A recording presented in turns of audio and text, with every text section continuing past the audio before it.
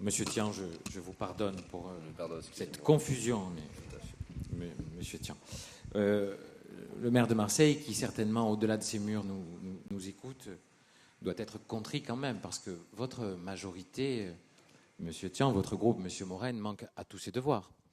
Aujourd'hui, le maire de Marseille fête son 20e anniversaire à la tête de cette ville. Il a 20 ans de mandat aujourd'hui, et vous auriez pu faire ce que je suis obligé de faire, mais je le fais de bon cœur, lui souhaiter bon anniversaire. C'était au mois de juin de 1995, je crois.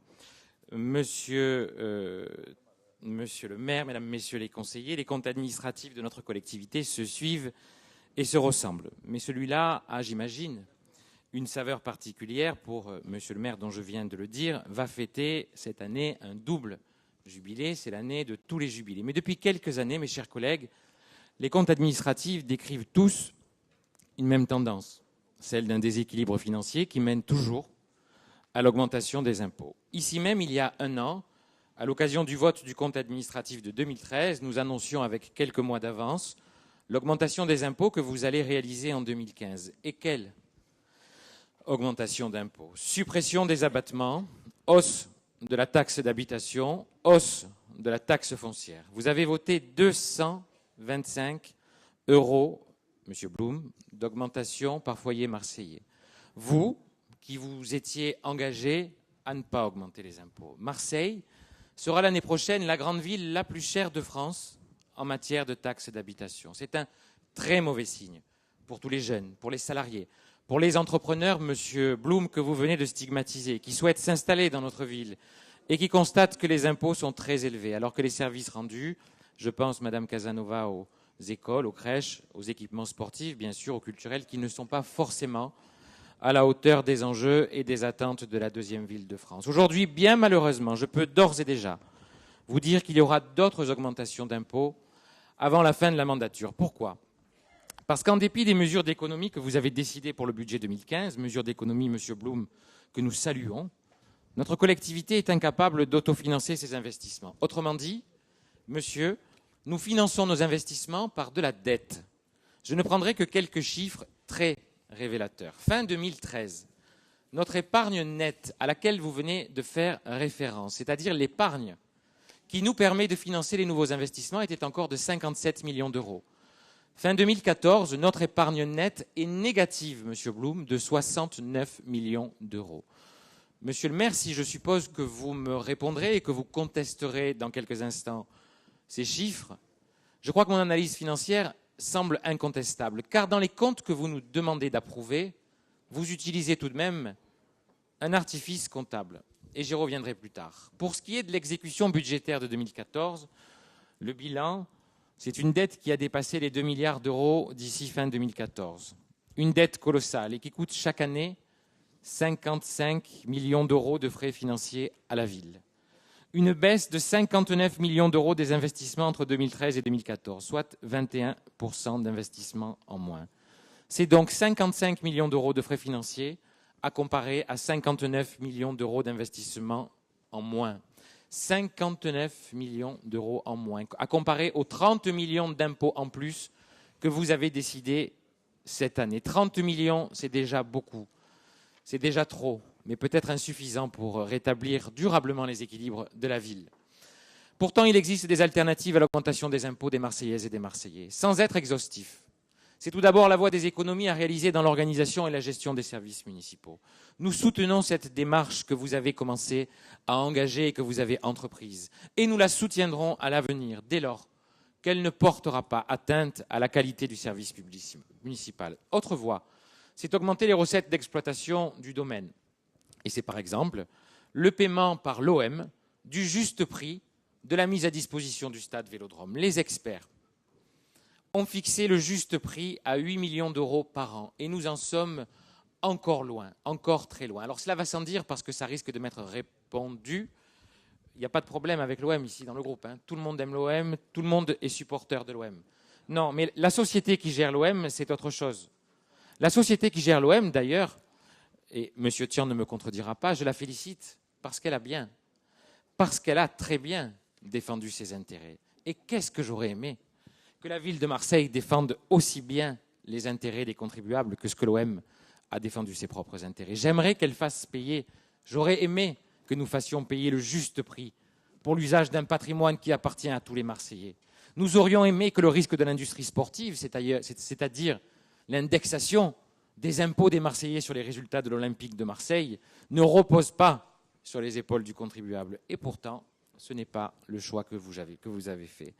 Et j'en profite pour demander à Monsieur le maire, j'espère qu'il me répondra quand il sera revenu, où est-ce qu'on en est dans l'opération du naming? Vous vous souvenez de cette grande opération qui, à renfort de communication, avait été annoncée par les adjoints successifs? Où en sommes-nous de ces millions d'euros qui devaient contribuer à l'équilibre de l'opération? Où en est-on du stade qu'on aurait pu appeler, par exemple, le stade Panzani et qui devait soulager les finances de la ville? Je lisais dans la Provence, pas plus tard qu'hier, une interview du directeur d'Arema. Et il a parlé d'or, le directeur d'Arema. J'ai lu la même interview que vous dans un quotidien que le maire de Marseille semble apprécier de plus en plus. J'ai lu une interview et le directeur d'Arema nous racontait que le stade était désormais rentable. Alors, si le vélodrome est rentable, ce n'est certainement pas pour les Marseillais, mais bien pour Arema. En effet, il a parlé d'or pour ses dirigeants et pour ses actionnaires, pour cette entreprise qui aura, par votre seul choix du PPP, empoché 90 millions d'euros supplémentaires de ce que la ville aurait dû payer si elle avait fait un autre choix. 90 millions d'euros, c'est 4,5 kilomètres de tramway. C'est 8 piscines olympiques, les piscines. Hein. C'est 40 groupes scolaires, Madame Casanova. Mais non, c'est un cadeau pour les entreprises qui exploitent désormais le patrimoine de la ville. Alors nous avons un stade à payer, des équipements sportifs invraisemblables, mais heureusement.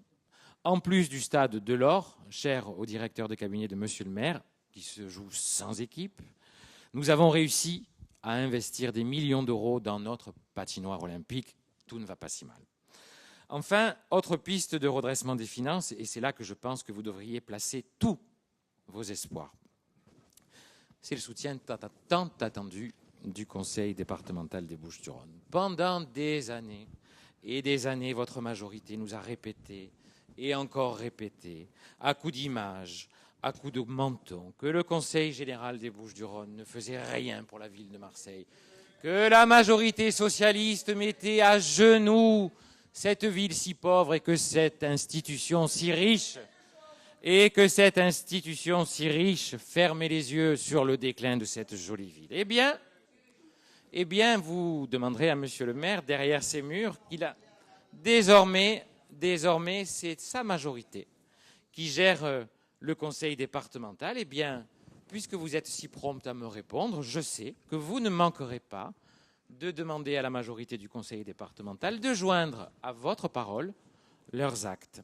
Par exemple, allez, au hasard, le financement de l'opéra. Le financement de l'opéra, rappelons simplement que l'opéra, Monsieur Blum, c'est une subvention d'équilibre, je crois, de 19 millions d'euros du budget principal au profit du budget annexe, et que la participation du Conseil général était de 1,5 million d'euros en 2013, de 1,5 million d'euros en 2014, et que pour 2015, le choix de Mme Vassal, pour montrer le soutien indéfectible du Conseil général à la majorité de M. Gaudin, c'est 1,5 million d'euros. Alors Mme Vassal a désormais la possibilité de nous démontrer que son prédécesseur, à la tête du département, comme elle le disait, n'aidait pas suffisamment la ville de Marseille. C'est à elle d'agir et nous serons attentifs à son action. Et nous lui dirons merci, moi le premier. Alors, permettez-moi maintenant de revenir un instant sur les artifices comptables auxquels je faisais allusion. C'est un point technique, mais il est important pour bien comprendre la situation financière de la ville. Vous connaissez les réserves qui ont été émises sur les comptes de notre collectivité. Il s'agit en particulier des restes à réaliser concernant les dépenses de fonctionnement. Je lis les recommandations. Ça devrait vous intéresser. De telles inscriptions ne devraient normalement pas avoir lieu ou bien marginalement. À l'examen détaillé des restes à réaliser en 2014, on peut se demander si vos services ont pris en compte les recommandations ou ont compris le terme marginalement. Non seulement ces restes à réaliser ne diminuent pas, mais ils augmentent. Au 31 décembre 2013, les restes étaient de 59 millions d'euros. Un an plus tard, M. Blum, ils sont de 81 millions d'euros. 22 millions d'euros supplémentaires. Pourquoi gérer ainsi? Parce que, comme le disent les experts, cette pratique présente l'avantage pour la ville de soustraire ses dépenses pour la détermination du résultat de l'exécution de l'exercice. En clair, vous venez, Monsieur Blum, d'améliorer purement et simplement le résultat d'exécution de 81 millions d'euros. Là où vous affichez un résultat de 188 millions d'euros, il n'est en fait que de 107 millions d'euros. Alors j'ai regardé qui sont nos créanciers. Alors, il s'agit par exemple de la RTM, 7 millions d'euros. Il s'agit de notre fournisseur d'électricité, 5 millions d'euros. De notre opérateur téléphonique, 1,5 million d'euros. Mais j'ai l'esprit taquin ce matin, vous me le concéderez. Le plus important, je l'ai gardé pour la fin. Il s'agit du Conseil départemental des Bouches-du-Rhône au titre du remboursement du contingent d'aide sociale. Nous lui devons 27 millions d'euros. Alors, c'est un vieux dossier et je reconnais que nous avons commencé à payer. Mais nous lui devons encore 27 millions d'euros. Quoi qu'il en soit, ces 81 millions d'euros ressemblent beaucoup à de la cavalerie. Bien heureusement, cette pratique, et bien heureusement, ne semble seulement toucher que nos gros créanciers. Si Mme Casanova était là, je lui demanderais s'il n'existerait pas par hasard à Marseille des organisations qui s'occupent tant bien que mal de nos enfants et qui pâtissent elles aussi du retard de paiement. Je n'ose pas croire qu'au fiasco de la rentrée 2014, vous ayez rajouté une mauvaise gestion de ce dossier en cours d'année, obligeant certaines associations à rester porte close, faute de pouvoir payer leur personnel. Et sur l'école, puisque c'est un gros dossier de ce Conseil. L'action éducative mobilisait 186 millions d'euros de dépenses, tout confondu en 2008. 172 millions en 2014, soit une baisse de plus de 15% en 6 ans. La ville a consacré 31 millions d'euros de travaux dans les écoles en 2008. Moins de 27 millions d'euros en 2014. Là aussi, une baisse de 15%. Voilà un bien triste bilan, celui d'une école délaissée, où les parents peinent à inscrire leurs enfants et doivent se lever au milieu de la nuit pour aller attendre l'ouverture d'une école, et où la garderie à la cantine coûte 1 450 euros par an et par enfant aux familles marseillaises. Celui d'une école où la prétendue générosité de la ville ne bénéficie qu'à 1% des enfants, quand 28% d'entre eux grandissent sous le seuil de pauvreté. Celui d'une mairie avec un faible... Mais vous pourriez même vous en servir. Et vous pourriez même vous en servir, ça ne vous ferait pas de mal.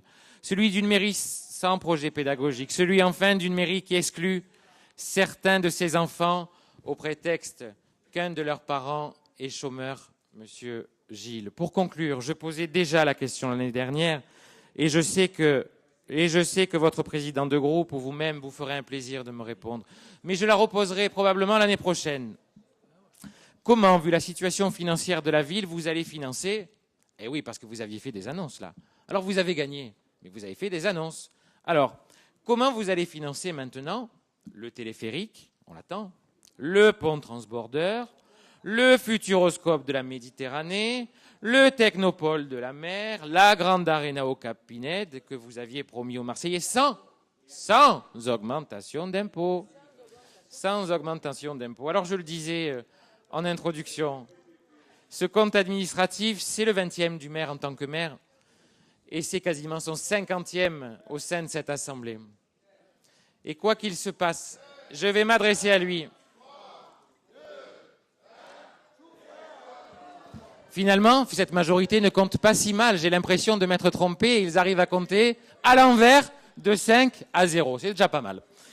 Et je vais m'adresser au maire pour conclure. Monsieur le maire, quoi que vous disiez, ça vous fera plaisir. Vous ne trouverez pas d'autre responsable que votre majorité. Ni le gouvernement ONI, ni la presse, ni les socialistes, et encore moins désormais le Conseil départemental des Bouches-du-Rhône. Pas de victime expiatoire, monsieur le maire. Juste vous, votre équipe et sa gestion. Vous comprendrez tout de même, monsieur Tian, qu'en la matière, notre groupe s'abstienne. Merci. Bien, je vous remercie, monsieur Benoît Payan. Nous transmettrons